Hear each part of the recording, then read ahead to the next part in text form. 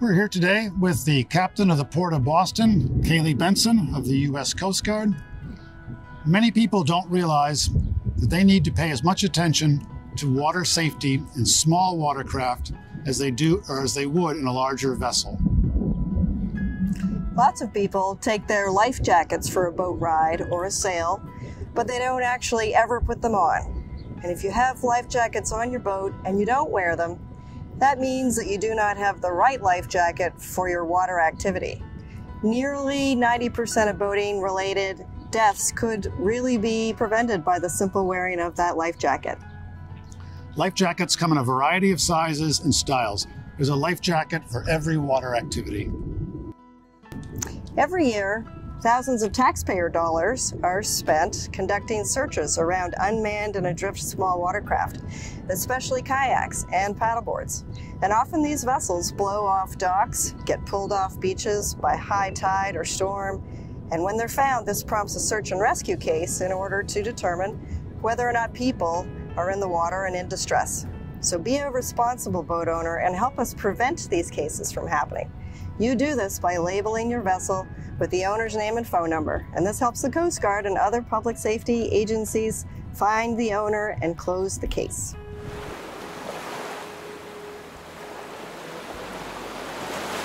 In addition to a life jacket, kayaks and paddleboards are required to carry a sound-producing device and a signaling device to use in case of distress. It's always wise to tell someone where you're going and when you expect to be back. This is called filing a float plan.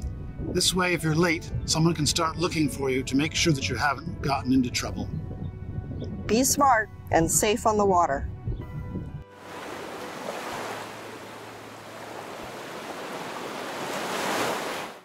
Okay, so we have two different types of life vests. This one, when it hits the water, it automatically fills up with air, correct? That's correct. CO2 technically, but CO2. it inflates, yes. Okay, and yours will keep you afloat.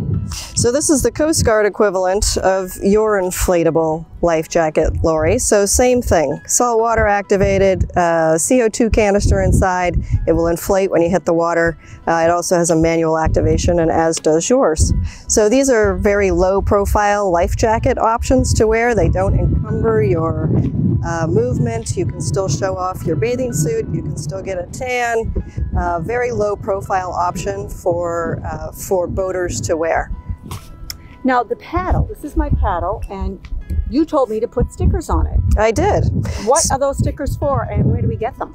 So your nearby Coast Guard Auxiliary Flotilla, Coast Guard Station, many yacht clubs, and other boating clubs carry these reflective stickers that can go on paddles, so that if you're out there paddleboarding or kayaking and you get into trouble and you need to signal someone, you can take the sunlight and use it as a reflector in order to gain somebody's attention to come and help you. Now the stickers. I have some of these on my kayaks. Yes, so this is called what we call an if found sticker.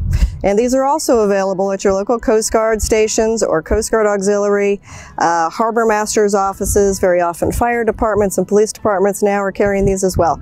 So these stickers can go on your paddle craft, and if you use a fade resistant marker, you can put your name and your phone number on here, and if your vessel gets away from you, if it goes adrift without your knowledge and it's found, then we can call the owner and we can solve the mystery to make sure that we don't launch a lot of search and rescue assets unnecessarily for something that's not a search and rescue. It helps to save taxpayer dollars, because for every hour of a search and rescue case, depending on how many resources we send, it can cost $25,000 or more per hour. I have a question for you. Sure. I see a lot of those floating party floats with, you know, the unicorn, or they'll have something funny on it. Do those also need a sticker? It's certainly a good idea, because if those go adrift, it also helps us to notify the owner to find out whether or not they were actually being used. Okay, that's important.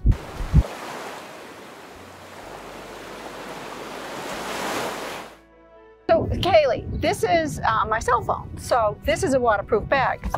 So that way, if I need to contact somebody, this should be able to, while I'm out on the water, I can make a phone call. That's right. It'll keep your cell phone dry. You could take it with you when you're paddling. in order to call somebody if you get into trouble. Great idea, Lori. Thank you. Now, Kailie, I have this flotation device. We always sit on it, Yes. but you're supposed to carry them when you are on your sailboats, your motorboats, because if there's a problem, you can throw somebody this. Is that correct? That's right. It's similar in strategy to a life ring. It's a throwable flotation device. So somebody goes overboard and you need to get them flotation in a hurry. This is an ideal object to do that with. Okay, as long as you have a good shot.